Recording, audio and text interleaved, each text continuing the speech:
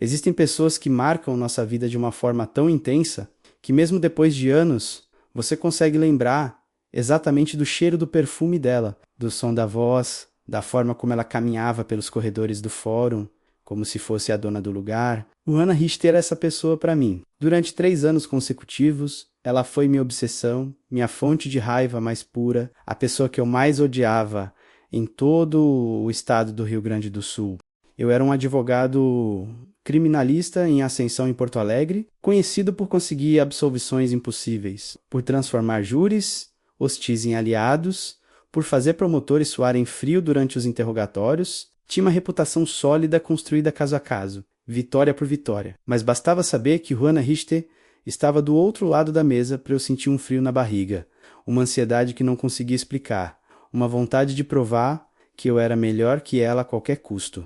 Ela tinha essa capacidade única de me tirar do sério com um simples olhar. Bastava ela levantar uma sobrancelha durante minha sustentação oral, para eu perder completamente o fio da meada. Era como se ela tivesse um poder sobrenatural de entrar na minha mente e bagunçar todos os meus argumentos. Nos primeiros anos da minha carreira, eu perdi mais casos para ela do que gostaria de admitir. E cada derrota parecia ser acompanhada daquele sorriso frio e calculista que me assombrava até em casa. Nossa rivalidade se tornou lendária no meio jurídico de Porto Alegre. Os colegas faziam apostas sobre quem sairia vitorioso em cada embate, os estagiários corriam para assistir nossos duelos verbais e até os juízes pareciam se divertir com nossa guerra particular. Chegou ao ponto de alguns processos serem redistribuídos propositalmente para que ela ficasse responsável pela acusação quando sabiam que eu estava na defesa, como se fôssemos 2 gladiadores sendo colocados na arena para o entretenimento das massas. O que ninguém sabia, nem mesmo eu na época, é que toda essa tensão, essa energia elétrica que pairava no ar sempre que estávamos no mesmo ambiente, essa necessidade quase doentia de provar superioridade um sobre o outro, escondia algo muito mais profundo e perturbador. Por trás de cada provocação, de cada olhar desafiador, de cada vitória saboreada com prazer sádico, existia uma atração magnética que nenhum de nós dois queria admitir. Mas a vida tem dessas ironias cruéis que só fazem sentido quando olhamos para trás. Em março de 2021, recebi um caso que mudaria não apenas minha carreira, mas toda a minha existência. Era um homicídio aparentemente simples, com um réu jovem e evidências que pareciam incontestáveis. O que eu não imaginava é que aceitar defender Carlos Alberto dos Santos me levaria a descobrir segredos que abalaram as estruturas da justiça gaúcha e me forçaram a trabalhar lado a lado com a única pessoa no mundo que eu jurava odiar. Hoje, 5 anos depois, quando acordo de manhã e vejo Hannah preparando o café com nosso filho de 2 anos no colo, ainda me pergunto como foi possível 2 pessoas se odiarem tanto e terminarem construindo a família. Mais feliz que eu poderia imaginar. Como foi possível o ódio mais puro se transformar no amor mais verdadeiro da minha vida? Se vocês querem entender como essa transformação impossível aconteceu, como descobrimos que nossa rivalidade era na verdade uma armação cuidadosamente orquestrada por alguém que queria nos manter ocupados brigando um com o outro. Fiquem até o final porque essa história tem reviravoltas que nem eu acreditava que eram possíveis na vida real.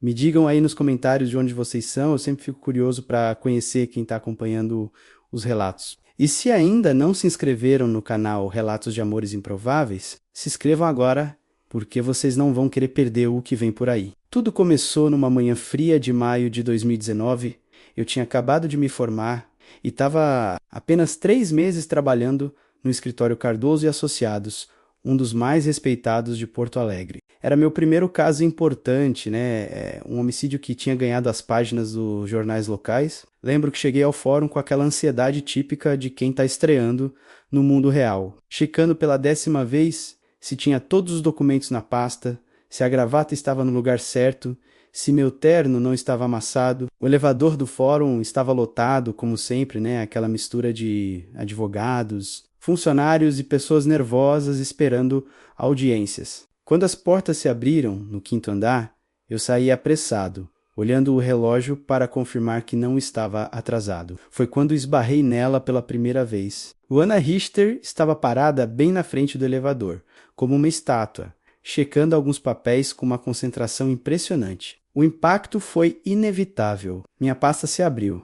Documentos voaram por todo lado, e eu fiquei ali de quatro tentando recolher tudo, enquanto murmurava desculpas como um adolescente desajeitado.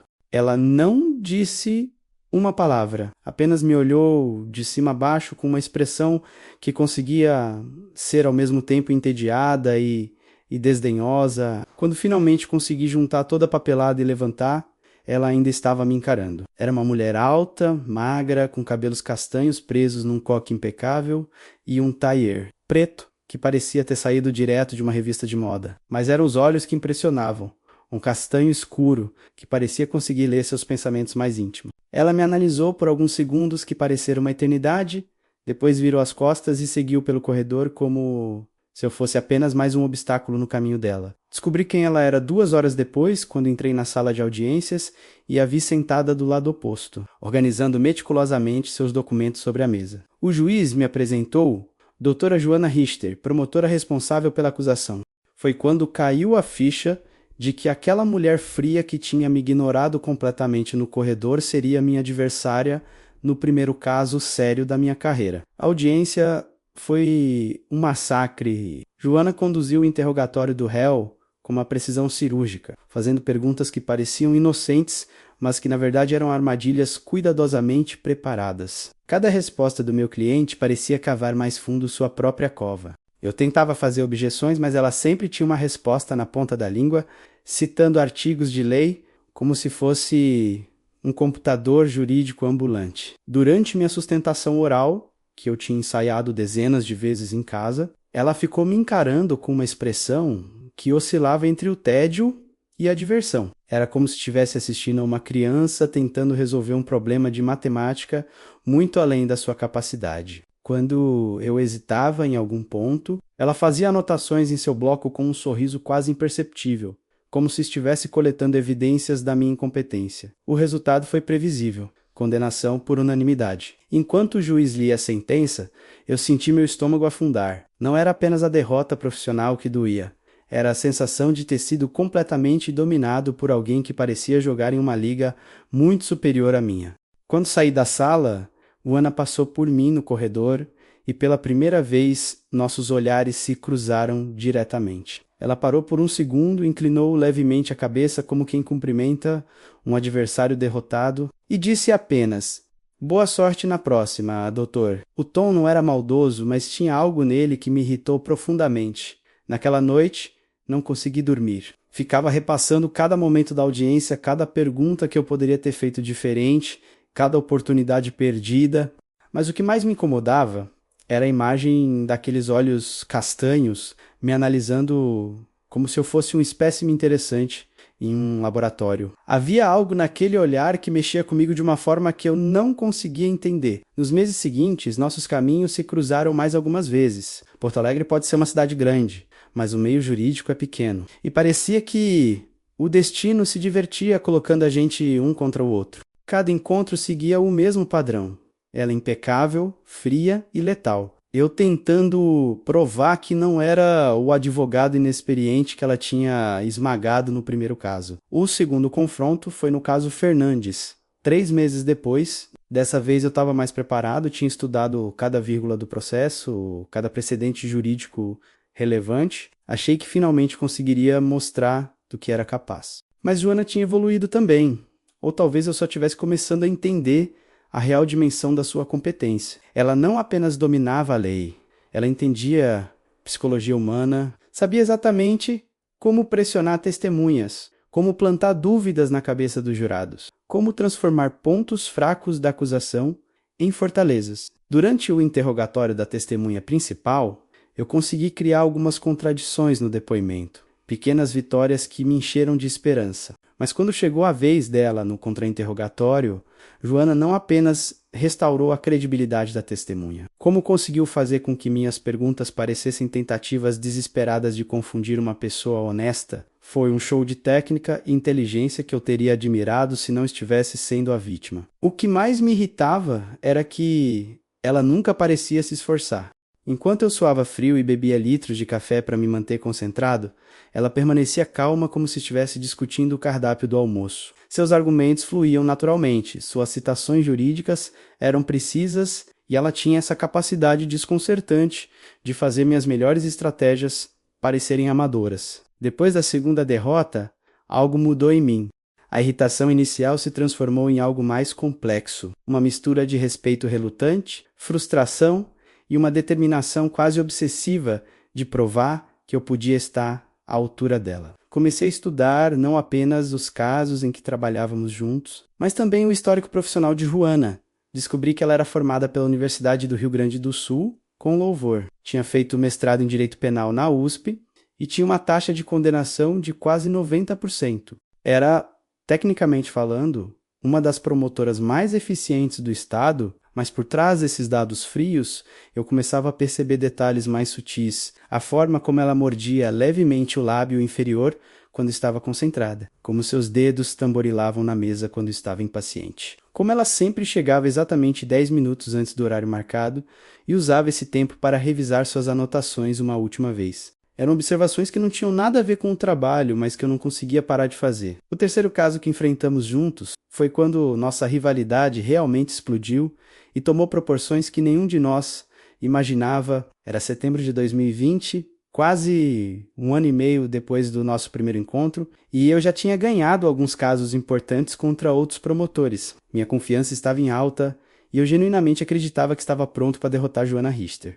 O caso era de um empresário acusado de corrupção e lavagem de dinheiro. Tinha tudo para ser um processo longo e complexo. Exatamente o tipo de batalha jurídica onde eu poderia mostrar toda a minha evolução profissional. Quando soube que Juana seria a promotora responsável, senti uma mistura de ansiedade e empolgação que me manteve acordado por dias. A primeira audiência foi no dia 15 de setembro, uma data que ficou gravada na minha memória pelos motivos errados. Eu tinha preparado uma estratégia ousada, questionando a legalidade de algumas provas obtidas durante a operação policial. Eram argumentos sólidos baseados em precedentes do STF. Eu estava confiante de que conseguiria, pelo menos, anular parte substancial da acusação. Joana chegou naquele dia usando um taer azul marinho que eu nunca tinha visto antes, carregando uma pasta de couro que parecia mais pesada que o normal. Ela me cumprimentou com um aceno formal de cabeça, como sempre fazia, mas havia algo diferente em seus olhos. Uma intensidade que me deixou imediatamente em alerta. Quando comecei minha argumentação sobre a ilegalidade das provas, ela não fez nenhuma objeção. Ficou apenas sentada, fazendo anotações ocasionais com uma expressão neutra que não revelava absolutamente nada. Por um momento, cheguei a pensar que tinha conseguido peguelar de surpresa, que finalmente tinha encontrado um ponto cego em sua defesa. A ilusão durou exatamente 15 minutos. Quando chegou a vez dela rebater meus argumentos, Joana se levantou com uma pasta diferente nas mãos e começou a citar não apenas os mesmos precedentes que eu havia usado, mas versões mais recentes e específicas que completamente desmantelavam minha estratégia. Ela tinha não apenas previsto minha linha de defesa, como havia se preparado especificamente para destruí-la, mas o que realmente me deixou furioso foi a forma como ela fez isso. Em vez de simplesmente apresentar seus contra-argumentos, ela construiu uma narrativa que fazia minhas objeções parecerem tentativas desesperadas de um advogado sem recursos. Cada citação jurídica que ela fazia era acompanhada de um comentário sutil, que questionava não apenas meus argumentos, mas minha competência profissional. Embora o ilustre colega tenha tentado aplicar o precedente do caso Mendonça, ela disse em determinado momento: acredito que uma leitura mais atenta do acórdão mostraria que as circunstâncias são completamente diferentes do caso em questão.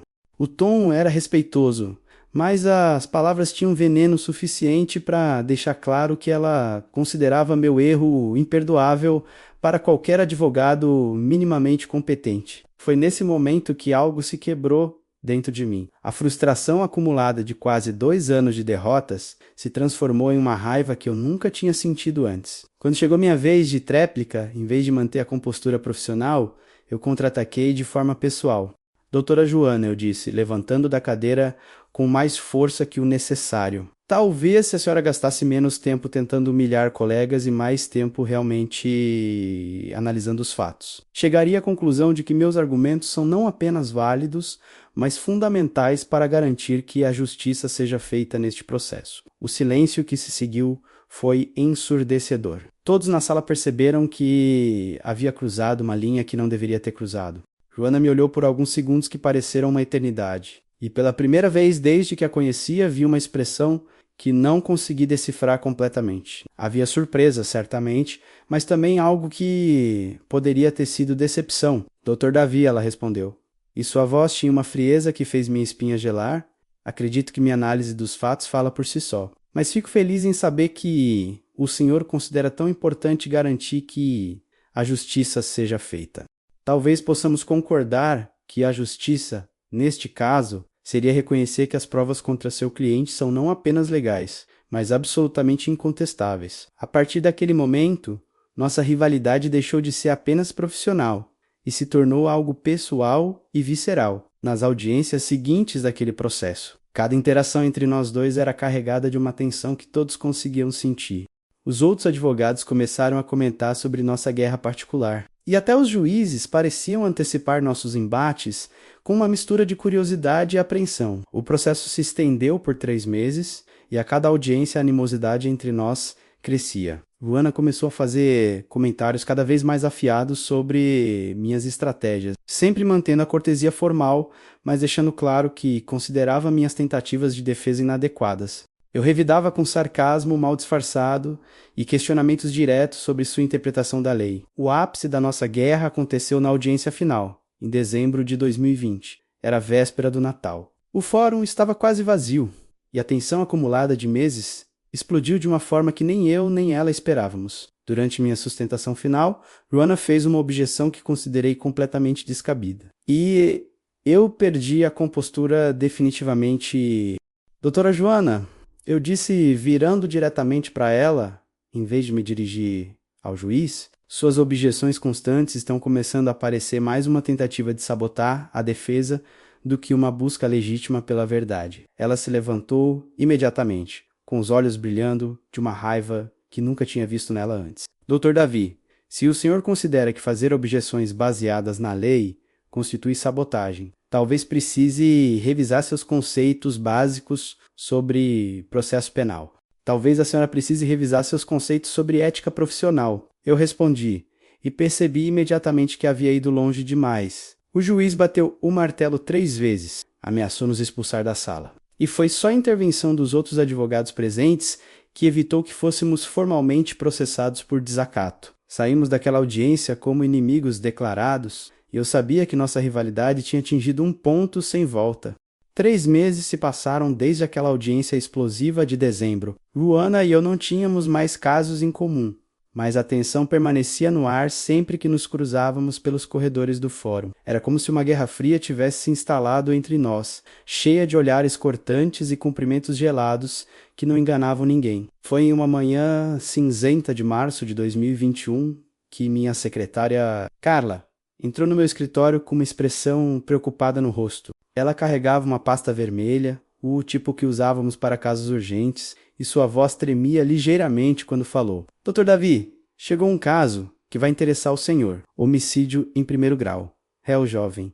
E ela hesitou por um momento. A promotora responsável é a doutora Ruana Richter. Meu primeiro impulso foi recusar. Depois de tudo que tinha acontecido entre nós, a última coisa que eu queria era enfrentar Joana novamente. Mas quando abri a pasta e comecei a ler os detalhes do caso, algo me chamou a atenção imediatamente. O réu se chamava Carlos Alberto dos Santos, tinha apenas 22 anos, e todas as evidências contra ele pareciam incrivelmente convenientes. Carlos havia sido preso acusado de assassinar Paulo Richter, um empresário influente do ramo imobiliário. O crime havia acontecido na garagem do prédio comercial onde a vítima mantinha seu escritório principal.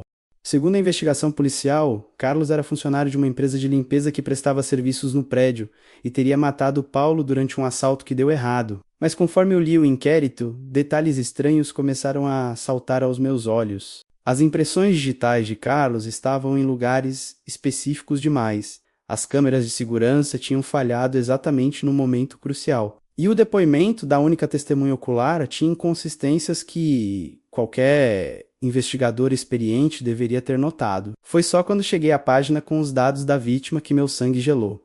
Paulo Roberto Richter, 58 anos, empresário. O sobrenome me atingiu como um soco no estômago. Será que era apenas uma coincidência? Ou liguei para um contato na corregedoria e conferi minha suspeita em menos de 10 minutos. Paulo Richter era o pai de Joana, a promotora mais fria e calculista que eu conhecia, estava sendo forçada a processar o suposto assassino do próprio pai. Naquele momento, toda a raiva que eu sentia por ela se transformou em algo completamente diferente. Tentar imaginar o que ela estava passando, ter que manter a compostura profissional enquanto lidava com a dor mais íntima possível. Foi como receber um choque de realidade sobre quem realmente era a pessoa por trás daquela armadura jurídica. Decidi aceitar o caso, mas não pelos motivos que eu mesmo esperava. Não era mais uma questão de vencer o Ana ou provar a minha competência. Quanto mais eu estudava as evidências contra Carlos, mais convencido ficava de que ele era inocente. Isso significava que o verdadeiro assassino do pai dela estava solto. A primeira audiência foi agendada para uma semana depois. Quando entrei na sala, encontrei Juana já instalada em sua mesa, organizando documentos com a mesma precisão de sempre. Mas havia algo diferente nela. As linhas ao redor dos olhos pareciam mais marcadas, e suas mãos, normalmente firmes como rochas, tremiam quase imperceptivelmente enquanto folheava os papéis. Nossos olhares se encontraram por um breve momento, e pela primeira vez desde que a conhecia, não vi frieza ou desafio em seus olhos. Havia dor ali, uma vulnerabilidade crua que ela estava tentando desesperadamente esconder por trás da máscara profissional. Durante a apresentação inicial da acusação, a voz de Joana manteve o tom firme de sempre, mas eu conseguia perceber as pequenas pausas, os momentos onde ela precisava respirar fundo antes de continuar. Ela estava recitando os fatos da morte do próprio pai, como se fosse apenas mais um caso. E eu não conseguia imaginar a força que isso exigia. Quando chegou minha vez de apresentar a defesa, tomei uma decisão que surpreendeu a todos, inclusive a mim mesmo. Em vez de atacar as evidências da acusação como normalmente faria, comecei questionando a investigação em si. Meritíssimo, eu disse dirigindo-me ao juiz, mas mantendo meu olhar fixo em Joana. Acredito que este caso merece uma análise mais profunda das circunstâncias que levaram à prisão do réu. Existem inconsistências no inquérito que sugerem que a investigação pode ter sido direcionada para encontrar um culpado conveniente. Em vez de buscar a verdade, vi Juana franzir ligeiramente as sobrancelhas. Ela esperava que eu atacasse as evidências técnicas, não que questionasse a competência da investigação policial. Era uma estratégia arriscada, porque significava que eu teria que provar não apenas que Carlos era inocente, mas que alguém havia deliberadamente plantado evidências contra ele. Nos dias seguintes, mergulhei no caso com uma obsessão que não sentia há anos. Revisei cada detalhe da cena do crime, cada depoimento, cada evidência técnica. Contratei um investigador particular para refazer o trajeto que Carlos supostamente havia feito na noite do crime, e os resultados foram reveladores. A timeline apresentada pela polícia era fisicamente impossível. Carlos teria que ter estado em 3 lugares diferentes no mesmo horário para conseguir cometer o crime da forma como estava sendo acusado. Além disso, as câmeras de segurança que falharam no momento crucial tinham sido desativadas manualmente, algo que exigia conhecimento técnico específico que Carlos definitivamente não possuía. Mas a descoberta mais chocante veio quando consegui acesso aos registros financeiros de Paulo Richter. O empresário estava sendo investigado pela Receita Federal por movimentação suspeita de grandes quantias de dinheiro, e havia indícios de que ele estava sendo pressionado por alguém para revelar informações sobre esquemas de lavagem de dinheiro no setor imobiliário. Foi aí que as peças começaram a se encaixar de uma forma que me deixou completamente gelado. Paulo Richter não havia sido morto durante um assalto. Ele havia sido executado porque sabia demais sobre operações criminosas que envolviam figuras importantes da cidade. E Carlos estava sendo usado como bode expiatório para encerrar rapidamente a investigação. Na audiência seguinte, apresentei essas descobertas de forma cuidadosa, sempre mantendo o foco nas evidências técnicas e evitando especulações sobre os motivos do crime. Mas vi Joana ficar visivelmente tensa conforme eu expunha as inconsistências da investigação. Durante o intervalo, ela se aproximou de mim no corredor e, pela primeira vez em nossa história profissional, iniciou uma conversa que não tinha nada a ver com provocações ou estratégias jurídicas. Dr. Davi, ela disse, e sua voz tinha uma qualidade diferente. Quase hesitante, posso falar com o senhor em particular? Entramos em uma sala vazia e por alguns segundos ficamos apenas nos olhando. A mulher que estava diante de mim não era a promotora implacável que eu havia enfrentado por anos. Era uma filha que havia perdido o pai e estava começando a perceber que talvez não soubesse a verdade sobre sua morte. Suas evidências? Ela disse finalmente. Você realmente acredita que Carlos é inocente? Era a primeira vez que ela usava meu primeiro nome, e isso me atingiu de uma forma inesperada. Sim, respondi sem hesitar. E acredito que seu pai foi morto por alguém que tinha muito a perder se ele falasse. Vi lágrimas se formarem em seus olhos, mas ela as conteve com a mesma determinação que mostrava no tribunal. Se você estiver certo, ela disse, isso significa que eu estou processando um inocente enquanto o verdadeiro assassino do meu pai continua livre. Juana, eu disse, usando seu nome pela primeira vez. Também, o que você quer é justiça para seu pai ou apenas encerrar este caso? Ela me olhou por um longo momento, e naquele instante toda a animosidade entre nós simplesmente desapareceu. Não éramos mais adversários, éramos duas pessoas em busca da verdade sobre uma injustiça que poderia destruir a vida de um inocente e deixar um assassino impune.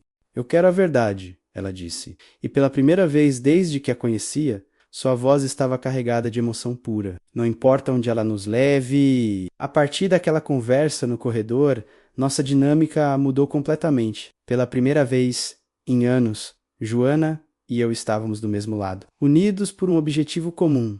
Descobri quem realmente havia matado Paulo Richter e por quê. Começamos a nos encontrar depois das audiências para compartilhar informações e teorias.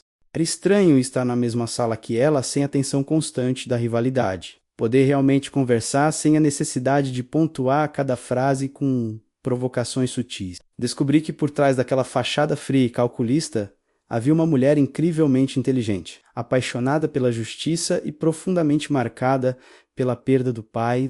Durante uma dessas reuniões improvisadas, em um café próximo ao fórum, Joana me contou detalhes sobre o relacionamento dela com o pai que me fizeram entender muito sobre quem ela realmente era. Meu pai sempre me disse que no direito não existem meio-termos. Ela falou, mexendo distraidamente o açúcar no café que nem estava bebendo. Ou você busca a verdade com todas as suas forças, ou você está sendo conivente com a injustiça.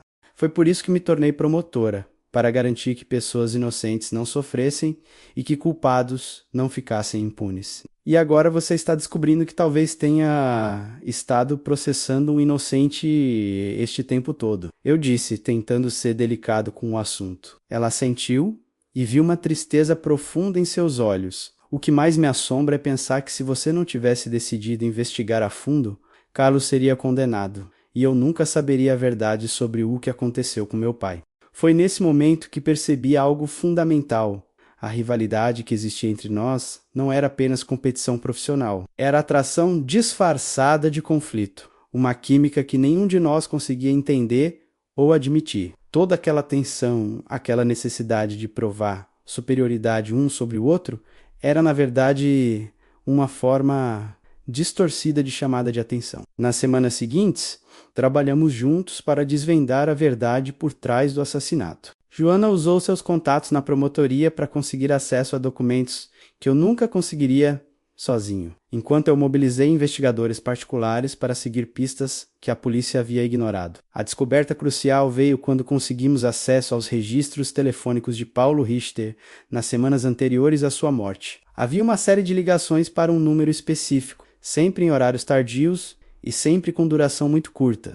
Quando rastreamos o número, descobrimos que pertencia a Eduardo Mendes, um dos sócios mais antigos de Paulo no ramo imobiliário. Eduardo era uma figura respeitada na cidade, membro de clubes exclusivos, dono de uma empresa que movimentava milhões por ano. Mas conforme investigamos mais a fundo, descobrimos que ele estava usando as empresas de Paulo para lavar dinheiro de operações criminosas, e que Paulo havia descoberto o esquema e ameaçado expô-lo.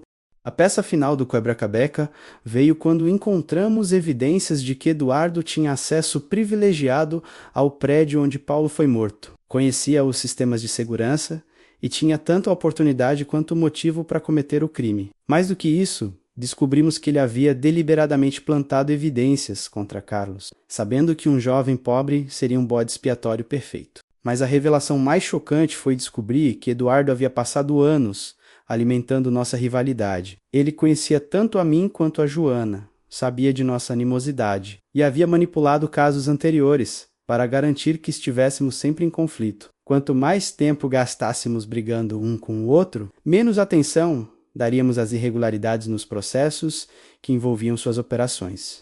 A noite em que finalmente reunimos todas as evidências contra Eduardo foi um divisor de águas na minha vida. Estávamos no meu escritório rodeados de documentos, gravações e fotos. Quando Joana levantou da cadeira e caminhou até a janela que dava para a rua, Davi, ela disse, e havia algo diferente em sua voz. Preciso te dizer uma coisa. Levantei também e me aproximei dela. Estava chovendo lá fora e as luzes da cidade se refletiam nas gotas que escorriam pelo vidro. Era quase meia-noite e estávamos exaustos depois de semanas de investigação intensa. Durante todos esses anos, ela continuou, sem se virar para me olhar, eu nunca entendi por que você me irritava tanto. Por que cada encontro nosso parecia carregar uma energia que eu não conseguia explicar? Meu coração começou a acelerar, Joana. Deixa eu terminar. Ela me interrompeu suavemente. Hoje, trabalhando ao seu lado, vendo sua dedicação em descobrir a verdade, mesmo quando isso significava enfrentar uma investigação extremamente perigosa. Eu finalmente entendi. Ela se virou para me encarar, e seus olhos brilhavam de uma forma que nunca tinha visto antes. Eu nunca te odiei, Davi. Eu estava apaixonada por você desde o primeiro caso que enfrentamos juntos, e não sabia como lidar com isso. O mundo pareceu parar ao meu redor. Todas as brigas, todas as provocações, todos os momentos de tensão elétrica que eu nunca tinha conseguido explicar de repente, faziam sentido.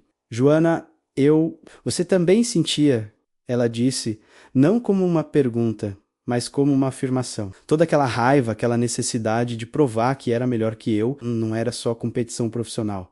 Ela estava certa. Durante anos, eu havia confundido atração com animosidade, paixão com rivalidade. A mulher que eu pensava odiar era, na verdade, a única pessoa que conseguia me desafiar intelectualmente, me fazer querer ser melhor, me tirar da zona de conforto de uma forma que era, ao mesmo tempo, frustrante e viciante. Nos beijamos ali mesmo, na frente daquela janela molhada pela chuva, cercados pelas evidências que haviam nos unido em busca da verdade. Foi um beijo carregado de anos de tensão reprimida, de palavras não ditas, de uma paixão que havia se disfarçado de ódio por tanto tempo que quase não conseguimos rir com Hecla quando finalmente se revelou. A prisão de Eduardo Mendes aconteceu 3 dias depois. Quando as algemas clicaram em seus pulsos, Carlos Alberto dos Santos foi imediatamente solto, e Joana finalmente teve a justiça que seu pai merecia. Mas para nós, aquilo foi apenas o começo. 6 meses depois, eu pedi Joana em casamento, no mesmo café onde havíamos começado a trabalhar juntos. Ela disse sim, antes mesmo de eu terminar a pergunta. Hoje, 5 anos depois, temos 2 filhos lindos. Somos sócios no escritório Santos e Richter Advocacia. E nossa antiga rivalidade se transformou na parceria mais forte e apaixonada que eu poderia imaginar. A ironia é que Eduardo Mendes, tentando nos manter separados através do conflito, acabou sendo responsável por nos unir. Porque foi justamente a necessidade de trabalharmos juntos em busca da verdade que nos permitiu descobrir que aquela energia elétrica que sempre existiu entre nós não era ódio, era amor em sua forma mais intensa e confusa. Toda manhã, quando acordo ao lado da mulher que um dia considerei minha maior inimiga, me lembro de que as melhores coisas da vida às vezes vêm disfarçadas dos nossos maiores desafios, e que o amor verdadeiro não é aquele que surge facilmente, mas aquele que consegue se transformar e crescer mesmo nas circunstâncias mais improváveis. Gente, quando eu comecei a contar essa história para vocês, eu sabia que era uma reviravolta louca, mas relembrar cada detalhe me fez perceber o quanto nossa vida pode mudar de forma completamente inesperada. 3 anos de ódio puro, de rivalidade que virou lenda no meio jurídico de Porto Alegre, de brigas que quase resultaram em processo por desacato. E tudo isso era, na verdade, uma paixão que nenhum de nós dois conseguia entender ou admitir. O que mais me impressiona até hoje é como o destino funciona de formas misteriosas. Se Eduardo Mendes não tivesse assassinado o pai da Joana, se ele não tivesse armado para o Carlos, se eu não tivesse decidido investigar a fundo esse caso específico, provavelmente Joana e eu teríamos continuado nossa guerra para sempre. 2 profissionais brilhantes desperdiçando energia em uma rivalidade que era, no fundo, uma atração disfarçada. A lição mais importante que eu tiro dessa experiência é que, às vezes, as pessoas que mais nos irritam, que mais nos desafiam, que mais mexem com nossos nervos, são exatamente aquelas que têm o potencial de se tornarem as mais importantes das nossas vidas. Joana me obrigou a ser um advogado melhor, a estudar mais, a me preparar melhor, a nunca me acomodar. Ela era o espinho no meu lado que eu não sabia que precisava. Hoje, quando olho para trás, rio pensando em quantas oportunidades perdemos de nos conhecermos de verdade por causa do orgulho e da teimosia. Quantas vezes interpretamos atração como antipatia, química como conflito, complementaridade como competição. Se eu pudesse voltar no tempo, teria prestado mais atenção naquela energia elétrica que sempre existia entre nós. Teria percebido que ninguém mais conseguia me tirar do sério da forma como ela conseguia.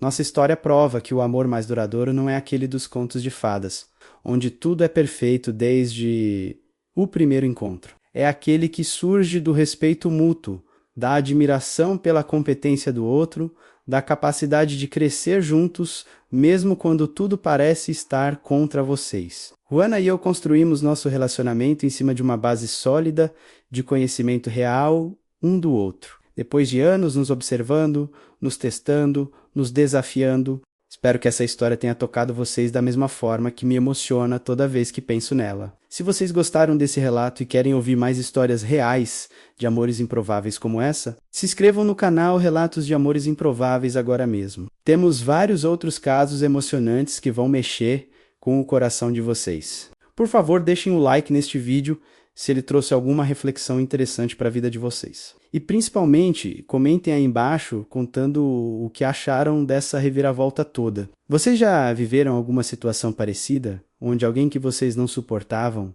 acabou se tornando especial? Ou conhece algum casal que começou como inimigos? Eu leio todos os comentários e adoro interagir com vocês. Também deem uma olhada nos outros vídeos do canal, porque cada história é única e emocionante do seu jeito. E se vocês quiserem ajudar nosso trabalho a crescer e conseguirmos trazer vídeos diários com mais histórias incríveis, considerem contribuir com o Valeu Demais. Cada contribuição, por menor que seja, ajuda muito com os custos de produção do canal e nos permite dedicar mais tempo para buscar e contar essas histórias reais que mexem com todos nós. Isso faria uma diferença enorme para conseguirmos manter esse projeto funcionando e trazendo conteúdo de qualidade todos os dias. Obrigado por terem ficado até o final comigo nessa jornada emocional e nos vemos no próximo relato.